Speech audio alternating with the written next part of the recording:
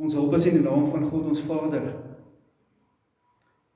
deur Jesus Christus, wat gister en vandag dieselfde is, en tot in ewigheid. Kom ons bid saam. Hemelse Vader, ons loof en dankie, dat ons vanoggend by mekaar kan kom as gemeente, as besoekers, soekendes, ook mense wat gevind is. Dankie dat ons U kan aanbid in opregtheid, in nederigheid. Here, ons kom met so 'n klomp goed, ons gedagtes, ons woelinge, ons haastig wees. Dankie dat U ons steeds ontmoet. Dankie dat U weet, ons is ver van perfek. U ken ons diepste worstelinge, U ken groot vreugdes, U weet waar ons gereis het, U weet waar ons stil bly. U ken ons bekommernisse as ouers, oor die toekoms, U weet ons gedagtes oor werk, hoe die toekoms sal lyk ook vir onsself. Al hierdie dinge bring ons vanoggend, want U is Vader, Seun en Heilige Gees. U is die Almagtige, die Alwetende. U is naby, nie ver nie. Ja, U heers oor die heelal, die verste planeet en ster, die kleinste selletjie en organisme binne in my liggaam. Daar is niks waarvan U nie in beheer is nie.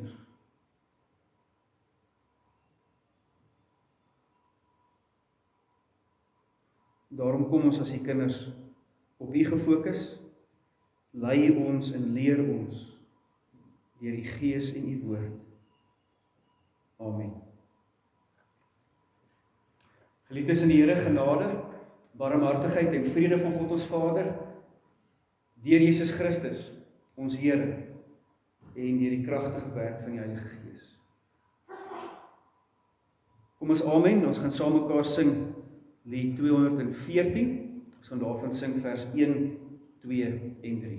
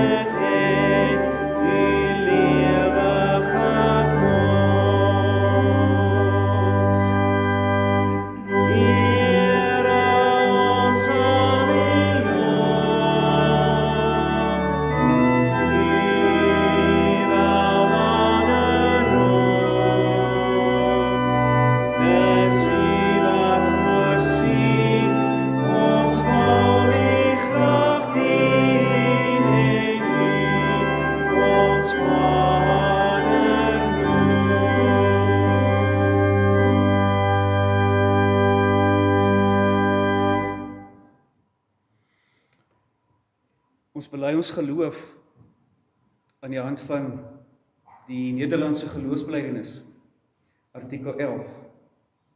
Luister goed, wat is dit wat ek en jy hier bely? Ons praat hier oor die godheid van die Heilige Gees. Ons glo en bely ook dat die Heilige Gees van ewigheid van die Vader en die Seun uitgaan. Dat hy nie gemaak of geskep of gebore is nie, maar van albei slegs uitgaan. dat hy in orde die derde persoon in die drie-eenheid is, dat hy van een en dieselfde wese, majesteit en heerlikheid as die Vader en die Seun is, dat hy inderdaad ware en ewige God is, soos die Heilige Skrif ons leer. Dit is dan wat ons bely oor die Heilige Gees, jy kan gerus sit.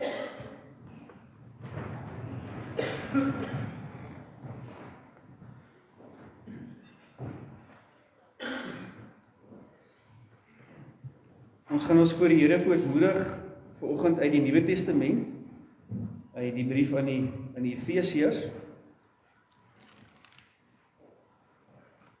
Maar 'n bietjie wat leer Paulus hierdie gemeente oor 'n geloofslewe. Efesiërs 4 vers 25. So Paulus het nou net die gemeente geleer oor die eenheid in die kerk. Hy kom sê wat God alles gedoen het. So as ons mooi dink oor die 10 gebooie, dan is dit presies wat die 10 gebooie ons ook leer, nee, die eerste gedeelte gaan dit oor wie God is. Daar is net een God. Ons mag nie afgode maak nie, ons moet sy naam eer.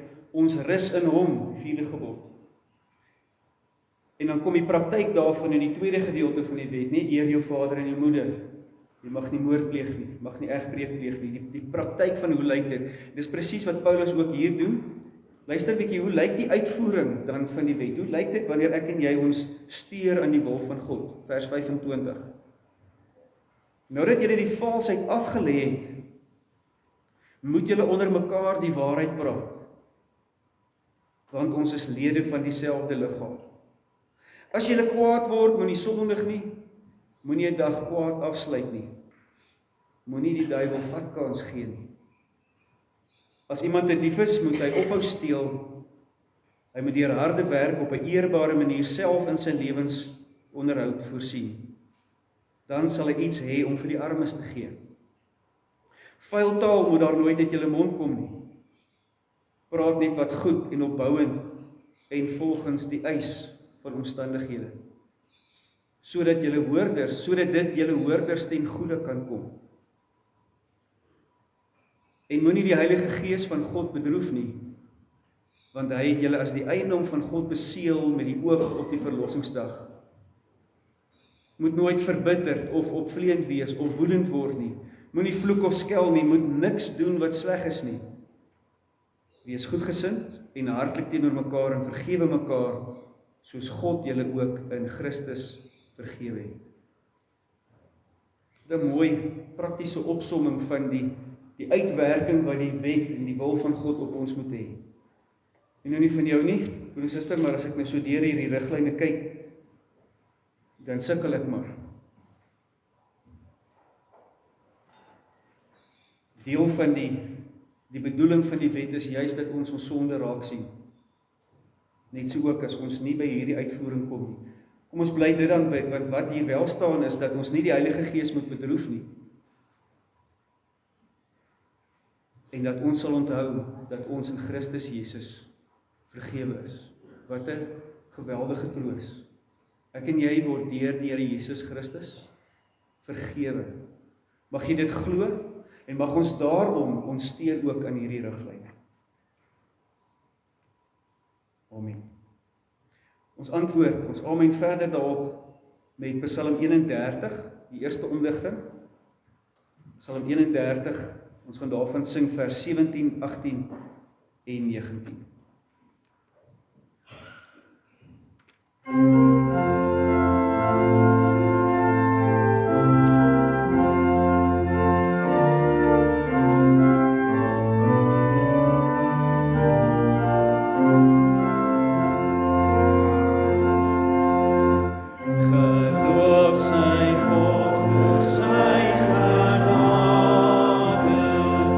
So wonderbaar en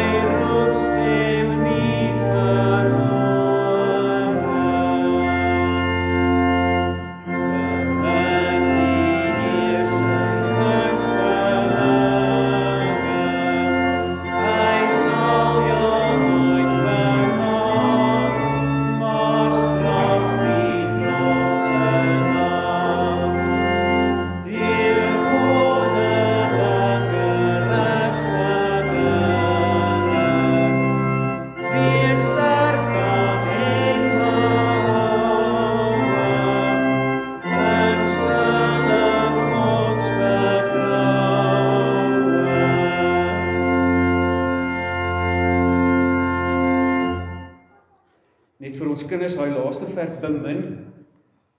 So as jy nou by verlief verbygaan. Nee, so as jy seuns of meisies, jy nou op iemand verlief raak, en jy daai gevoel, van, joh, ek wil regtig hierdie persoon dieper leer ken, dis bemin. 'n Mooi woord, so jy kan hom maar leer.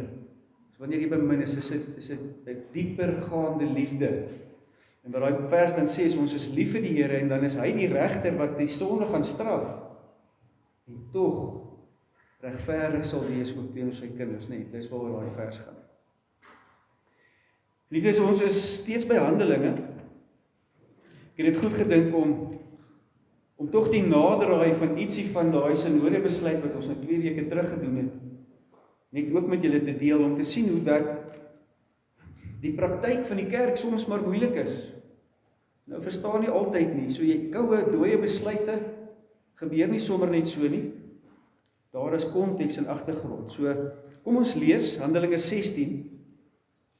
So, as jy dalk die vorige preke gemis het, die vorige 2, ons het uit Handelinge 15 gehoor dat Paulus en Barnabas gaan Jerusalem toe, want daar het 'n klomp Jode, of eintlik maar Joodse Christene uit Judea uitgekom en gesê, julle moet vir julle besny, anders kan julle nie gered word nie.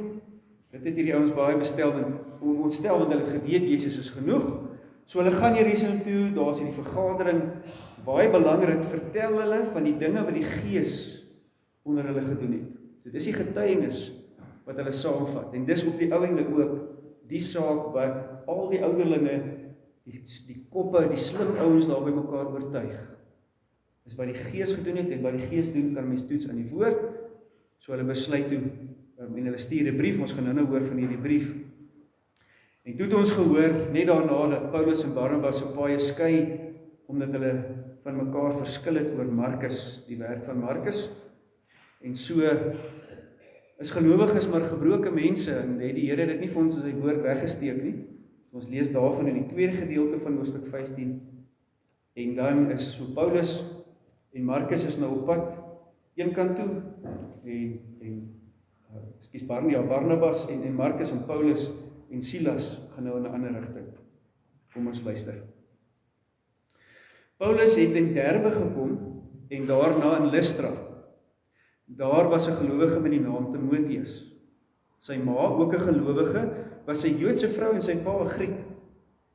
Die gelowiges in Lystra en Ikonium het net goed van hom gepraat. Omdat Paulus vir Timoteus met hom wou saamneem, het hy hom besny. Dit het hy gedoen terwille van die Jode wat in daardie gebied gewoon het, want hulle het almal geweet sy pa is 'n Griek. Soos hulle van stad tot stad gereis het, het hulle die besluite van die apostels en die ouderlinge in Jerusalem geneem het, aan die gelowiges oorgedra en hulle beveel om daarvolgens te handel. So is die gemeentes in die geloof versterk en die getal gelowiges het by die dag groter geword. Hulle het daarna deur die gebied van Frigië en Galasië gereis. Let mooi op Galasië, ons gaan nou in die preek baie uit die brief aan die Galasiërs ook lees, want dit was waar hulle gewerk het. So hulle het deur Frigië en Galasië gereis, omdat die Heilige Gees hulle verhinder het om die woord in die provinsie Asië te verkondig. Toe hulle by die grens van Misië kom, het hulle na Bitinië toe probeer gaan, maar die Gees van Jesus het hulle dit nie toegelaat nie. Hulle het toe deur Misië gereis en na Troas toe gegaan. Daar het Paulus in die nag 'n gesig 'n Macedoniese man gesien wat by hom staan en hom smeek, kom oor na Macedonië toe en help ons. Nadat Paulus die gesig gesien het, het ons so gou as moontlik gereed gemaak en na Macedonië toe vertrek, omdat ons tot die oortuiging gekom het dat God ons geroep het om die evangelie aan hulle te verkondig. En dan lees ons ook hierdie van vers 13 af, hoor 'n bietjie wat sy nagevolge.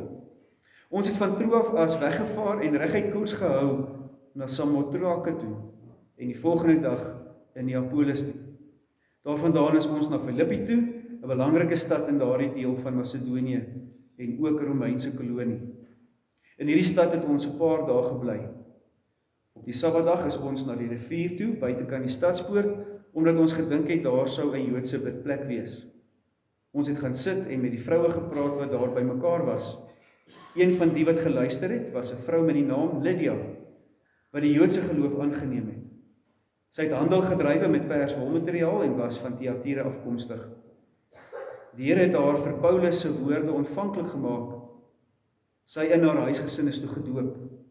Daarna het sy ons uitgenooi en gesê, aangesien julle daarvan oortuig is dat ek in die Here glo, kom gaan by my tuis.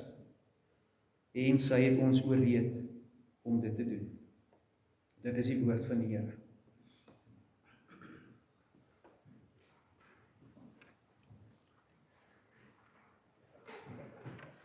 Broer en suster, kinders, is jy sensitief vir die Heilige Gees?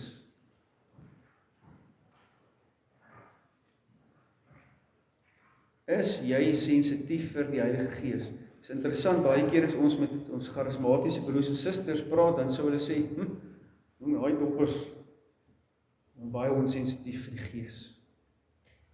Soos baie keer is dit ook 'n geloofwaardige vraag. En hoe sensitief is jy, as jy so kon sê, maar ek is?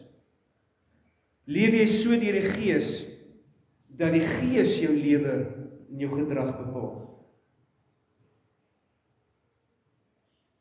Of is hierdie gedagte vir jou baie abstrak? Is daar ver? Dis bietjie wollerig, hè?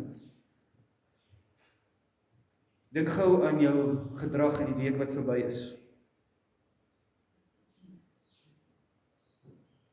Het die Gees van die Here die grootste invloed op jou gedrag, op jou besluite, jou reaksies op ander gehad?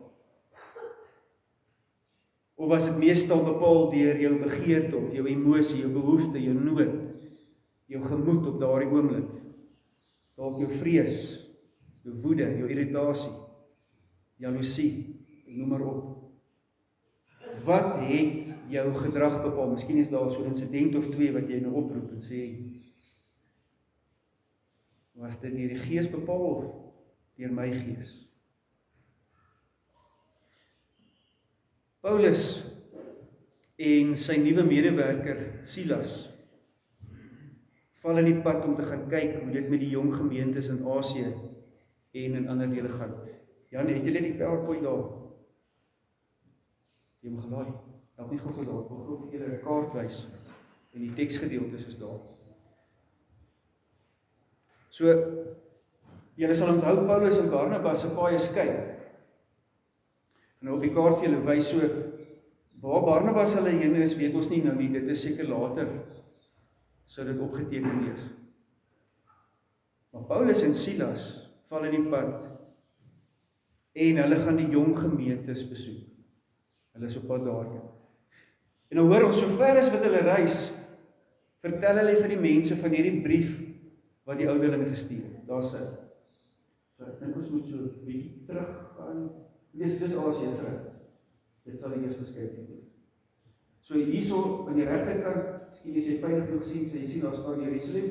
Hulle gaan dan so eers met 'n skipie en dan met die land tot in Asië, daar omtrent waar die Rooi See is. Sit ek. Gids.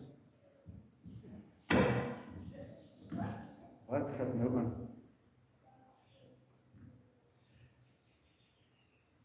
Daar waar die Rooi Kool is Asië, vertel hulle vir die mense van hierdie brief.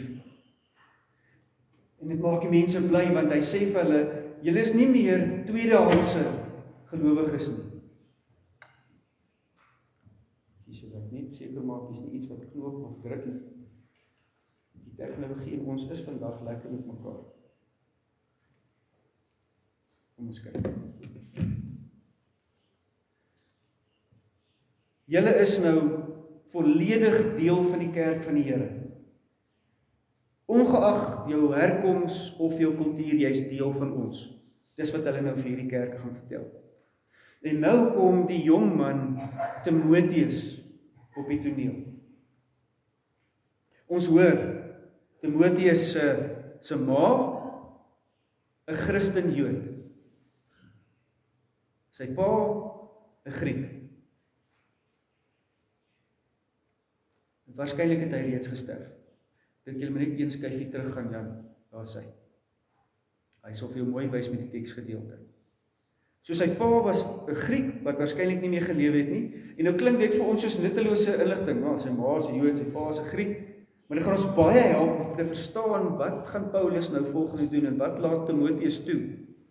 Ons hoor die getuienis oor Timoteus baie positief, almal ken hom, hulle weet hy's 'n gelowige man, hy's bekend daarvoor, dat hy 'n gelowige is, mense praat goed van hom. En Paulus wil hierdie jong man saamvat.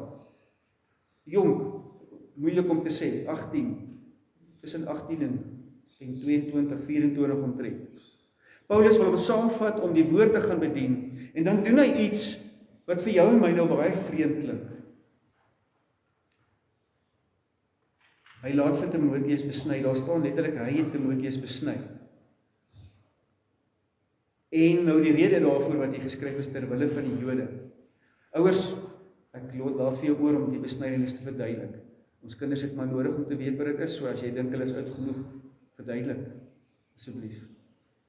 Ja, ek dink Wilmar is oud genoeg, jy kan maar verduidelik. Jy kan maar verduidelik. Nee, baie persoonlik, nogal ongemaklike ding oor te praat, so typies, verstaande mense, sjoe. En nou wil ons vra, maar was Paulus dan nie nou onlangs in Jerusalem, oor hierdie saak nie, om te sê, maar die besnydenis is nie meer nodig nie. En die gelowiges het saam besluit, dat mense uit die heidendom hulle nie hoef te besny nie. Hoekom nou hierdie ding wat vir ons skynbaar teenstrydig lyk? Paulus sê en doen, lyk of hy nou iets anders hier doen. Die antwoord lê in Timoteus se konteks, sy eie omstandighede en Paulus se fokus. Waar fokus Paulus? Omdat Timoteus se ma 'n Jood was, sou die Jode hom as 'n Jood in sy kultuur, 'n kulturele Jood beskou het. Maak nie saak wat hy glo nie, maar hy is in sy kultuur 'n Jood. Maar sy pa was 'n Griek, so hy is nie besny nie. Nou sou dit beteken dat hy as 'n afvallige Jood beskou sou word. Iemand wat sy geloof prysgegee, hy glo nou in niks. Met hierdie vlek op sy naam sou Timoteus nie saam met Paulus in die sinagoge kon ingaan en die woord, die evangelie van Jesus verkondig. Ons weet tog, dit was Paulus se gewoonheid, in die sinagoge ingegaan, daar begin. So Paulus is juis dus konsekwent deurdat hy die evangelie verkondiging eerste stel.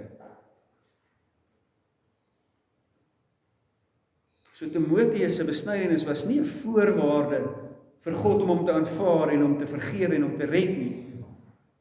Ook nie van medegelowiges, sodat hy soos hulle kon wees nie, wat dit nou ons in die vorige gedeelte was. Word soos ons, dan sal hy gered wees. Nee, dit was eerder gedoen, sodat hy in die kring van ongelowige Jode toegelaat sou word, om die evangelie van redding in Jesus Christus alleen te verkondig. Wat 'n opoffering.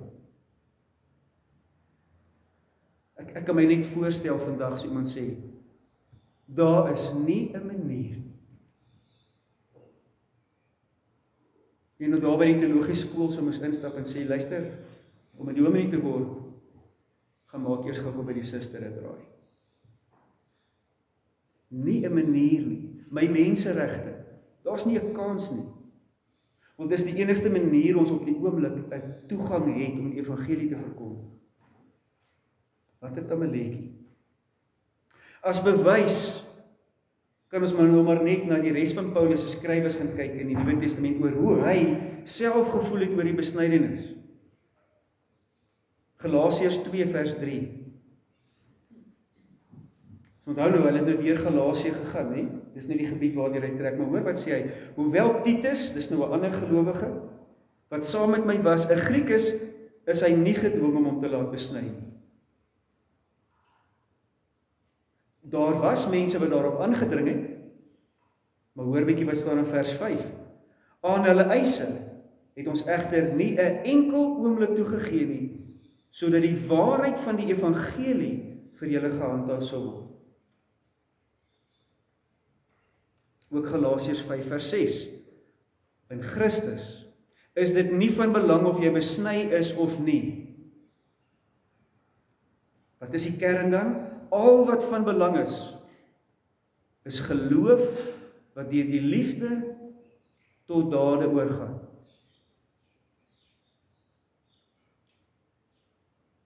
Terwille van die verkondiging van hierdie evangelie, hierdie geloof, maak Timoteus die opoffering. Ek moet sê, jy sou met ferm as my gesels vir hierdie opoffering. Maar nou hoor ons, wat was die resultaat? Julle het saam met my gelees. Die resultaat, die vrug is dat die gemeentes wat hulle besoek het, nie net versterk is nie, so hulle is versterk in hulle geloof, nog 'n bonus daarbey, hulle het gegroei in getalle.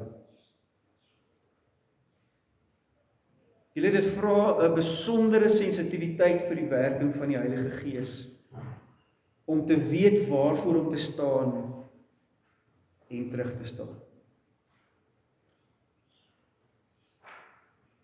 Uit Paulus se bediening is dit duidelik, gehoorsaamheid aan die Heilige Gees is vir hom belangriker as kulturele wette, selfs godsdienstige reëls en gebruike van mense. Wat sê die Gees hieroor?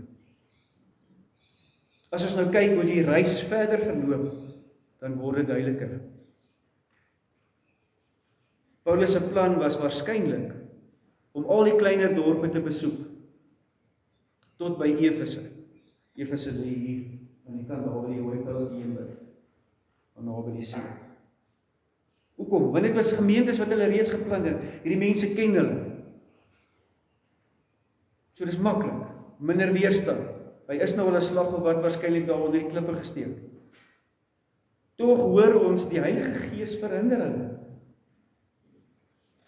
Nou waar vra ek en jy, maar waarom sou die Gees iemand verhinder om die goeie boodskap van verlossing in Jesus enige plek te verkondig? Hoe het hulle geweet die Heilige Gees verhinder hulle? Hulle probeer dan na Betanië toe gaan. Dis hoorop. En nou hoor ons weer, die Gees van Jesus het hulle dit nie toegelaat nie. Hoe werk dit?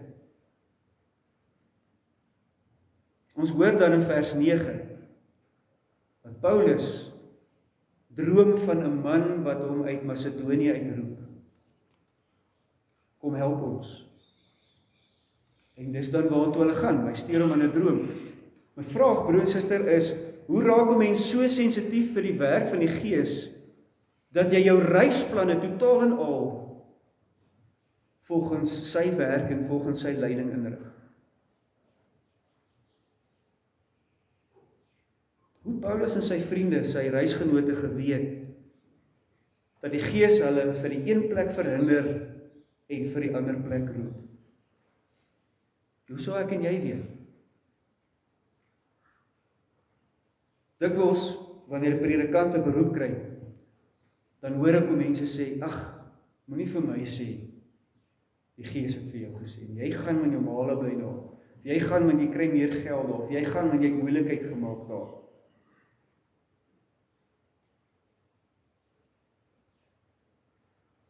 Ek glo, is vas daarin, as maar hoe ek dit self ook doen, hoop ook dat jy dit so doen wanneer jy 'n werk oorweeg. Ek wag vir die vrede en die rustigheid, die vrug van die Gees, wanneer ek so iets oordink. So kom ons kyk gou, hoe het hulle dit gedoen? Julle sal onthou, Barnabas en Paulus het na hulle eerste sendingreis, toe hulle nou Jerusalem toe gaan, getuig van die dinge wat God gedoen het. Onder andere het hulle vertel van tekens en wonders wat gebeur het, en dat die mense die Heilige Gees ontvang het. Dit sou kon wees, dat hierdie dinge nie die keer in Asië gebeur het nie. Dat die Heilige Gees nie op hierdie manier sy vrug bevestig het, daar onder die mense met wie hulle gewerk het. So, net duidelik maak, alhoewel hierdie uiterlike dinge van wat suksesvol sou kon lyk, en groei in getalle, nie noodwendige bewys is dat die Heilige Gees werk of nie. moes hulle tog uit hierdie omstandighede, terwyl hulle dit toets, besef ek iets is verkeerd. Waarom toets hulle dit? Hulle toets dit aan 'n innerlike oortuiging, sensitief vir die Heilige Gees. Waarmee is God besig? Waar is God besig? Dit voel of dalk of ons hierdie op ons eie probeer doen. Waar is God klaar besig, want daar waar hy werk is vrug.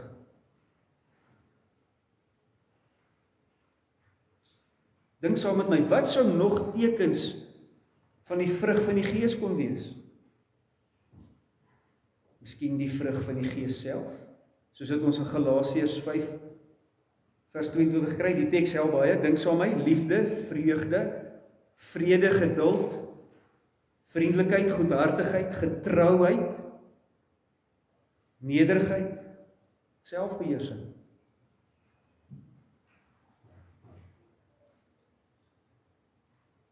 Dit sou gebeur, tussen hulle wat saamwerk, tussen die mense met wie hulle werk.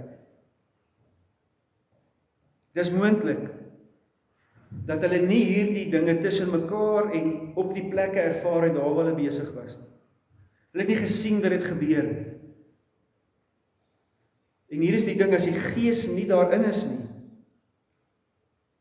dan sal die wat sensitief is vir sy lyding, dit duidelik agterkom. Hulle sal weet, wat ons al in die Psalm hoor, as die Here die huis nie bou nie, dan bou die wat daarom bou te vergeefs.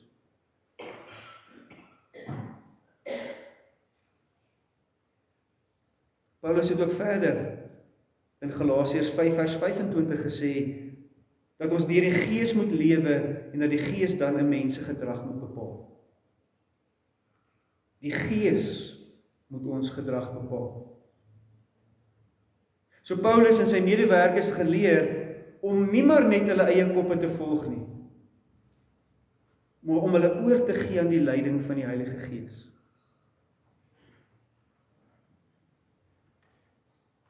Wat gebeur hier? Hier word nie net 'n deur toegemaak nie, hier gaan ook 'n deur oop. Op 'n vreemde manier dalk vir jou en my, Paulus droom van die man in Macedonië wat roep. En ons wonder, hoekom soveel gewig en belangrikheid aan die droom heg? In ons gereformeerde teologie weg ons juist nie vreeslik waarde aan drome nie, is mense goed. Hoe toets 'n mens so iets? En hier is die toets so, droom is nie verkeerd nie, maar waar toets ek en jy dit? Kom ons hoor. Saam met Paulus is wie? Silas. Silas wat bekend gestaan het as 'n profeet. Iemand wat met ander woorde sensitief was vir hoe die Here hom openbaar, want soos het hy gesê het, die kenmerk van 'n profeet is, sy woorde word waar. Net so saam met hom is Timoteus. Bekend daarvoor dat hy God se woord raak hoor. So wat doen hulle? Hulle toets dit saam met mekaar. Hoe toets 'n mens? Ons bid saam. Smeek voor die Here. Gelowige gesprekke, kom ons praat dit deur. Kom ons onthou wat het gebeur. Kom ons onthou waarvoor roep die Here ons. Kom ons toets dit aan die Ou Testament. Hoe werk God nog altyd? Saam besef hulle, so wil die Gees ons lei. Paulus besluit nie maar net hier op sy eie nie. Ons weet dit, hoor bietjie mooi wat skryf ou Lukas. Vir die eerste keer in Handelinge sluit Lukas homself in. Hy maak homself deel van hierdie geselskap. Luister daar vers 10. Ons het tot die oortuiging gekom dat God ons geroep het om die evangelie aan hulle daar te verkondig. Ou Lukas was deel van hierdie gesprekke en gebede. Broer en suster, ek wil nie meer hieroor sê as wat die Bybel vir ons verduidelik nie. Dit is baie belangrik tog om op te merk dat dit wat hier gebeur, dit tog wil voorkom asof dit nie 'n ongewone manier van doen was nie. Dit is hoe hulle goed getoets het. Daar is verwag dat kinders van God sensitief sal wees vir die leiding van die Heilige Gees. Woord en Gees is nooit los van mekaar. En die woord bevestig altyd die werk van die Gees. Dis toetsbaar. So daarom weer die vraag vanoggend vir jou en vir my. Hoe sensitief is jy vir die teenwoordigheid en die leiding van God die Heilige Gees? En natuurlik, nooit sonder sensitiwiteit vir die Vader en die Seun nie. Nooit los van mekaar nie. Want die werk van die Gees is juis om weg van homself na die Vader en die Seun toe te wys. Daar is jou Vader, daar is jou Verlosser. Dis hoe die Heilige Gees ook deur die woord werk. Maar is nie dit dalk so dat ons dikwels die werk van die Gees onderbeklemtoon? Ons het so bang geword dat ons dalk weet. Hoe sensitief is ons as gemeente vir hoe die Gees ons lei in hierdie tyd? 'n tyd van groot besluite. 'n Tyd van aksie waar ons mekaar oproep. Is ons seker dat dit is waarheen die Heilige Gees ons lei? Een van die baie praktiese maniere ons seker maak, is vanaand 6:00 as ons saam mekaar bid. Bid vir die gemeente. Bid vir mekaar.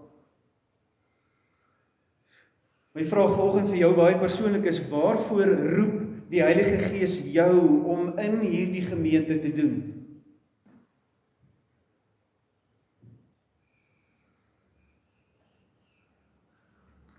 Ja, hy het my geroep, hier is deel van my werk. Wat is joune?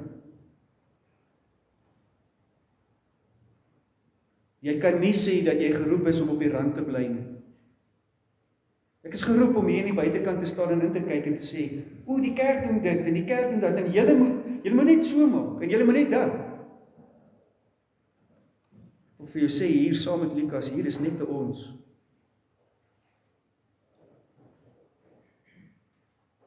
Maar hoe weet ons? Hoe weet ek en jy, waarvoor roep die Gees my? Efesiërs 5, vers 15. Hoor ons hoe Paulus help, soos wat hy ook hierdie dinge moes neerskryf vir gelowiges. Lees saam met my op die bord, vers 15. Wees baie versigtig hoe julle lewe, nie soos onverstandige mense nie, maar soos verstandiges. Vers 16. So wat doen verstandiges? Maak die beste gebruik van elke geleentheid, want ons lewe in 'n goddelose tyd. Hoe? Vers 17. Probeer te weet te kom wat die Here wil dat julle moet doen. Hoe is ons verstandig? Hoe maak ons die beste gebruik van elke geleentheid? Vers 18. Laat die Gees julle vervul.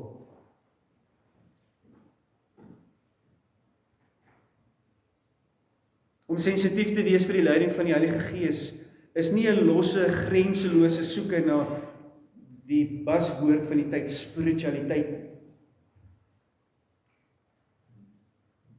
Dis juis 'n vaste vertroue, 'n sekere kennis, soos wat ons ook in ons belydenisskrifte sê, waarvan? Dat God regeer, dat hy ons steeds lei, en dit deur sy Gees. Wat het ek en jy, broer en suster, wat het ons as gemeente, wat Paulus hulle ook gehad het? Ons het dieselfde Gees. Dieselfde woord van God. Dis vir ons neergeskryf, sodat dit nie vir ons onduidelik sal wees nie. Ons het nog meer as Paulus en sy metgeselle daar 'n toets, die woord. Ek en jy het vrye toegang tot die Vader, omdat ons in die naam van ons Here Jesus Christus en deur die werk van die Gees diep en innige gesprekke met hom kan hê in gebed.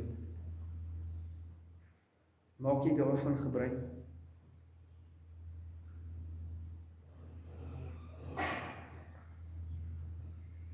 Baie prakties. Vir susters, kinders, besoekers. Hoe word die reis van jou lewe op die oomblik bepaal?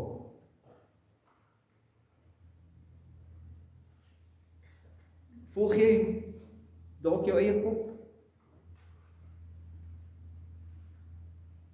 Oorheers jou eie gees dalk jou besluite, jou keuses,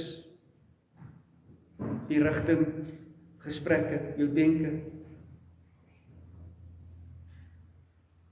Is dit nie so dat ek en jy tog glo, ja selfs die doppers glo in die bonatuurlike, nie waar nie? Ons glo in die bonatuurlike. Daarom hierdie oproep vanoggend, wees sensitief vir hoe die Heilige Gees jou lei, elke oomblik. Steer jou daaraan.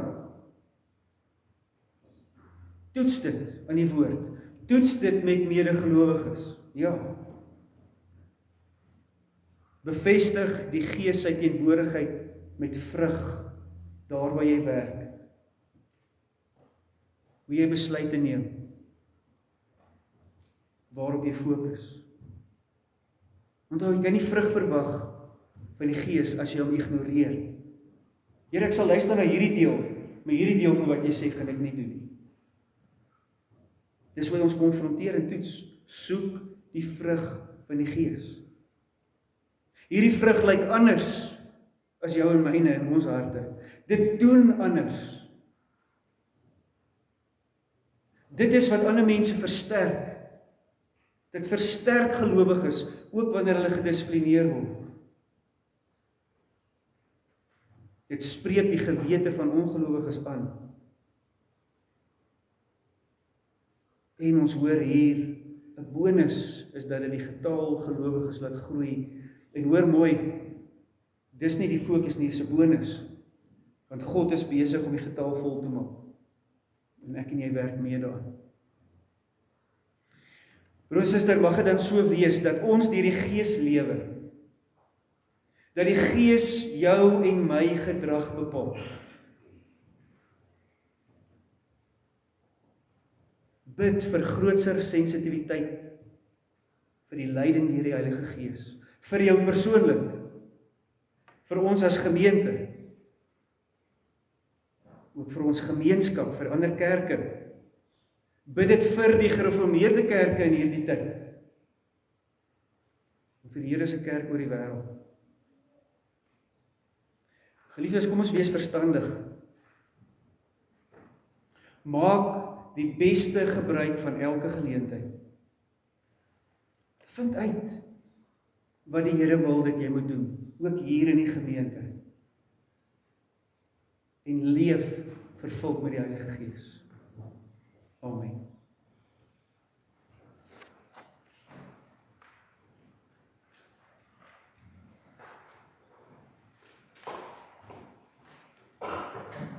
Ons gaan nou saam met mekaar sing, die lied wat ons geoefen het, juis omdat dit gaan oor die werking van die Heilige Gees.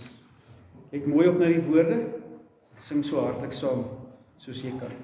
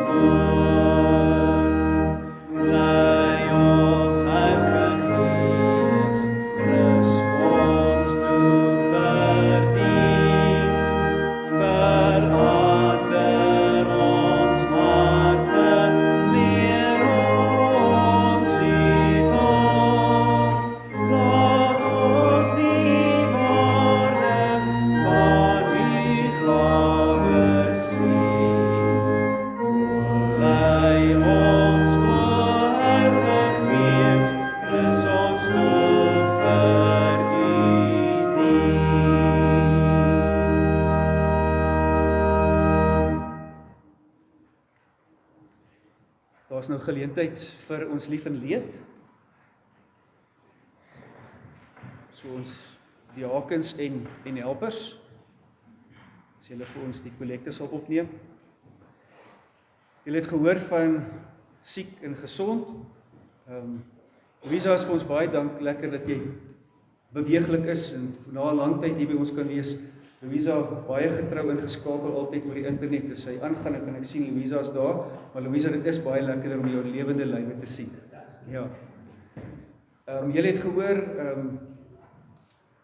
ook Mardien, dink asseblief van hulle, sy is op die oomblik by die huis en wag nou vir 'n geleentheid om te gaan, maar dit is maar 'n storie hier by die Staatshospitaal, so bid asseblief ook vir haar. Is daar ander meelewing? Ek weet ons het lidmate wat huis soek, so sterkte ook, ja nie sterkte julle vir huis soek, dit bly maar 'n ding hierso in Windhoek. Is daar ander meelewing wat julle onder ons aandag wil bring? Hoe gaan nou met Jacqueline, gaan met jou sussie? Goed, ek dink die tweede ronde behandeling is nou gedoen, nie? Derde al, sjoe, wonderlik, so haar liggaam gaan maar swaar trek. Kom ons dink asseblief ook aan haar en aan die gesin. Hoe wil hulle? Dit sê van Babs en Willie, hulle is bezig met die trekkerij, maar hulle is ook nie baie gesond. Ja, goed, so oom Willie en tannie Babs, God sê altyd daar so sit. Hulle is ook bezig om te trek daar in Ouers Hiels, van die een woonstel na die ander. Hulle is ook al ouer en die gesondheid sukkel, maar so, julle weet, om te verhuis is maar traumaties, maak nie saak of ver skuif of naby nie. Kom ons dink ook aan hulle, dankie oom Willie.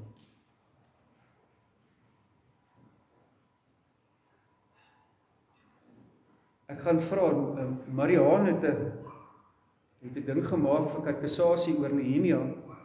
So, as jy wil, net so vinnig na katekisasie, ek gaan vra Mariaan dat jy met sommer daar in die voorportaal met hom gaan staan. En dan, as iemand wil hoor bietjie, wat het jy daar gemaak? Sy het Nehemia wat sy verstaan uit die Bybelboek Nehemia het sy gebou. Julle weet dit Mariana op baie swak kan sien, so sy het haar vingers en haar hande en haar sintuie gebruik. Sy het onder andere in brail uitgetik ook, wat elke ding beteken, so gaan vra 'n bietjie vir haar, sy vir julle kan verduidelik, hoe sy Nehemia verstaan. Ek dink nogal ons kan haar opsomming maar iewers te vasvat vir 'n Bybelstudie of so. So leef bietjie saam met haar ook mee daar. Kom ons bid saam.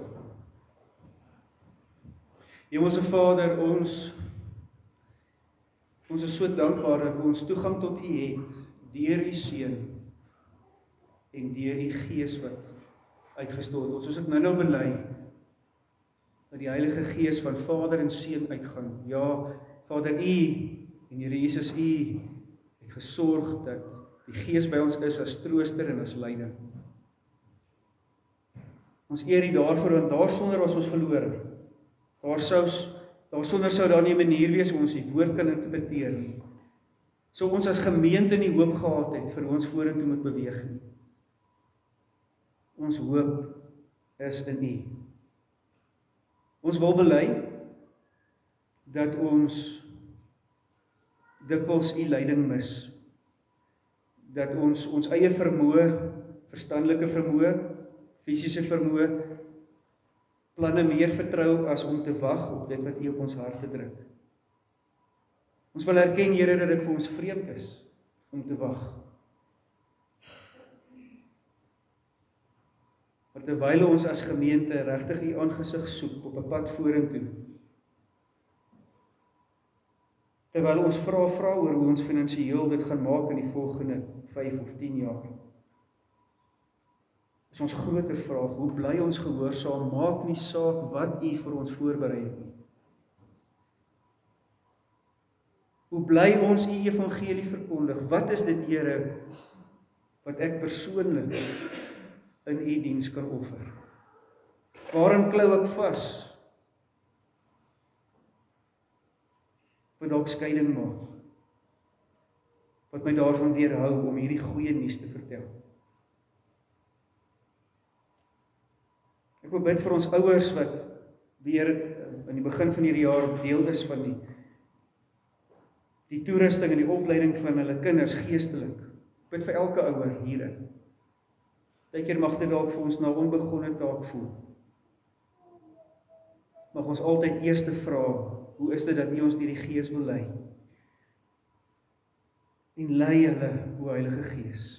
Lei hulle deur woord, deur oortuiging, deur 'n gehoorsame lewe, deur eerlikheid oor hulle gebrokenheid voor hulle kinders. Ek bid vir ons kinders, Here, dat hulle nie maar net hierdie sal sien as 'n pligpleging, 'n moeilike ding wat om te kom doen nie. Maar dit sal deel wees van 'n pad wat hulle met U mag stap, 'n reis waarop U hulle neem om U te leer ken. Ja, dat ons nie te gronde sal gaan wees 'n gebrek aan kennis nie, maar dat hierdie kennis ons sal lei om meer sensitief te wees vir U werking. Ons bid in ons kerkverband, Here, vir gemense en gemeentes wat seer gekry het, wat worstel. Mag ons ook hierin sien en vra, wat is dit waarvoor die Here lei? Wat staan my te doen om die evangelie nog meer tot diens te wees? Staan ek in die pad of help ek mee? Daarom bid ons ook vir ons gesindhede met mekaar hier in Namibië, vir ons synode. Dankie dat dit vreedsaam is. Dankie dat ons regtig geen bekleierery het, onmin onder die gemeentes nie. Ons weet dit kan in 'n oogwink verander. Maak ons nederig, Here. Ons vertrou op U. Ook in ons gesprekke met ander kerke, ander denominasies. Dankie vir die gesprek hierdie week weer met die NG Kerk wat voorlê. Om te hoor wat is die dinge wat die Heilige Gees ook onder hulle doen. Om te getuig wat is die dinge wat U onder ons doen. Mag ons mekaar versterk, mag ons mekaar oproep tot dieper gehoorsaamheid. Mag U bruid U eer in alles. Ons bid dit in die naam van ons Here Jesus Christus, deur die werk van U Heilige Gees. Amen.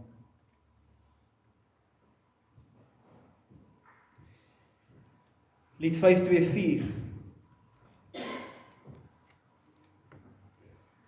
Gaan ons nou sing lied 524. God roep ons om met woord en daad vir hom te leef en werk. Met jou woorde en jou dade. En dan vers 2, God roep en salf ons met sy gees. Ons het nou gehoor hoe werk dit in die kerk. Ons is nie daarvan uitgesluit nie. En ek en jy word geroep tot koning en profeet en priester. Ek en jy het werk. Dan gaan ons hoor hoe die Here sy seën oor ons bevestig en dan amen ons met vers 3. Ek hoor U roep en ek ken U stem. Ek luister na U woord.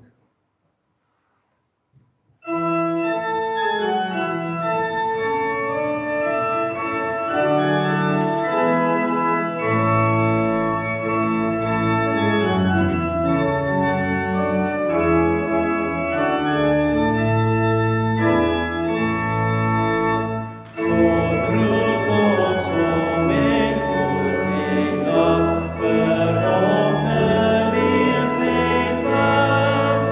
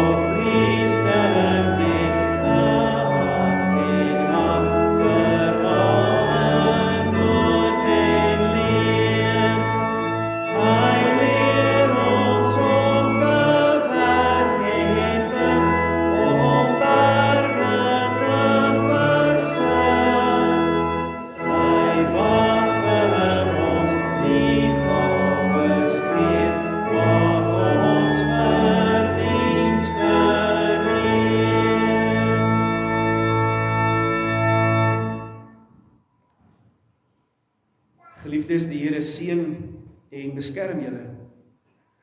Die Here sal tot julle redding verskyn en hy sal julle genadig wees. Die Here sal julle gebede verhoor en aan julle vrede gee.